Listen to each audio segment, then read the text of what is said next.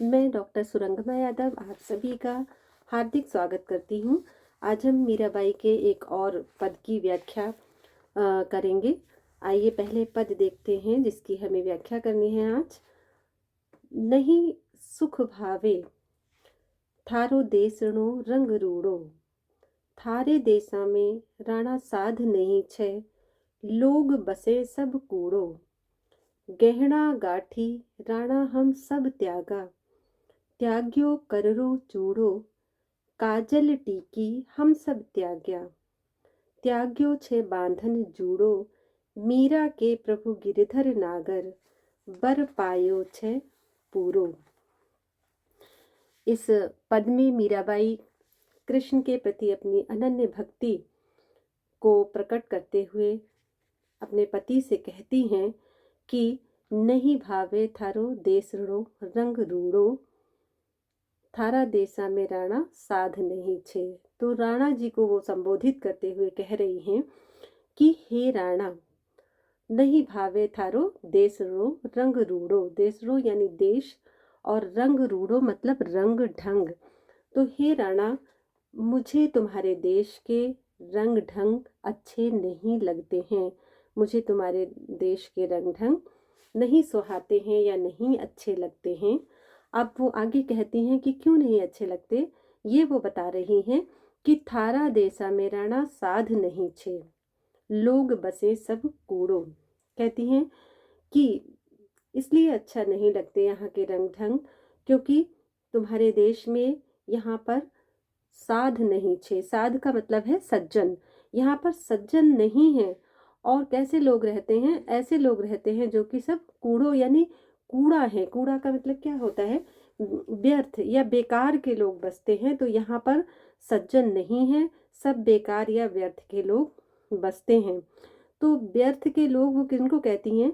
वो ऐसे लोगों को व्यर्थ का बताती हैं या बेकार बताती हैं जिनके मन में भक्ति भाव नहीं है, जो कि व्यर्थ ही अपना जन्म गंवाते हैं, भोग विलास और मोह माया में डूबे रहते हैं। तो ऐसे लोगों को वो कहती हैं कि व्यर्थ के या बेकार के लोग बसते हैं।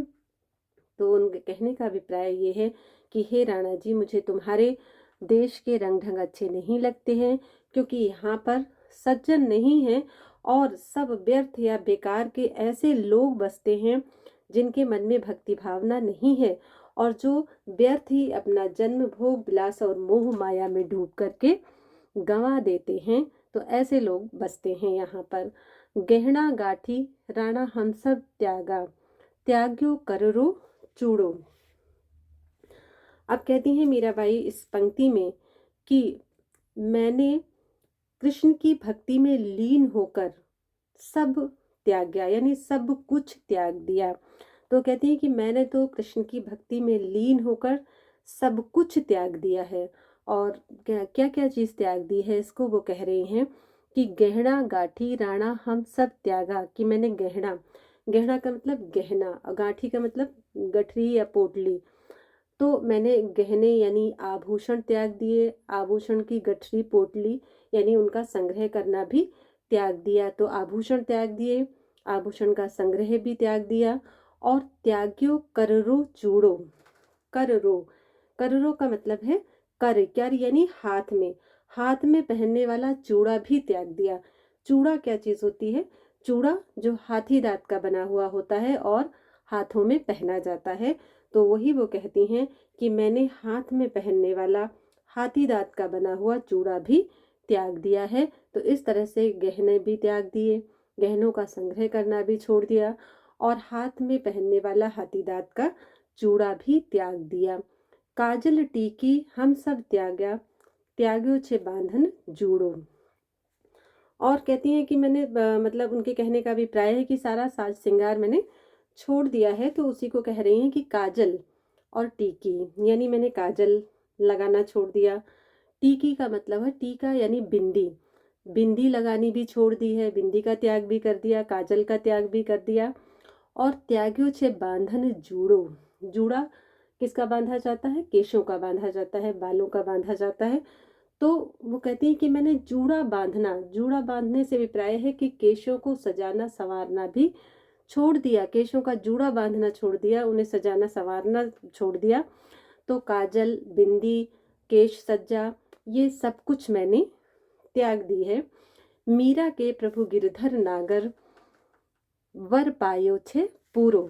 अब वो कहती हैं इस अंतिम पंक्ति में मीराबाई कि मीरा के प्रभु गिरधर नागर, वो कहती हैं कि मेरे प्रभु कौन है? गिरधर नागर हैं, यानी गोवर्धन पर्वत को धारण करने वाले श्री कृष्ण ही मेरे प्रभु हैं।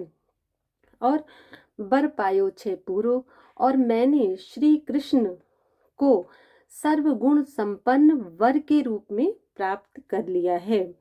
तो इसलिए वो कहती हैं कि मुझे अब किसी आभूषण की आवश्यकता नहीं है, क्योंकि मेरे प्रभु तो गिरधर नागर श्री कृष्ण जी हैं और मैंने श्री कृष्ण को सर्वगुण संपन्न वर के रूप में प्राप्त कर लिया है। अतः मुझे अब अन्य किसी भी आभूषण की आवश्यकता नहीं है।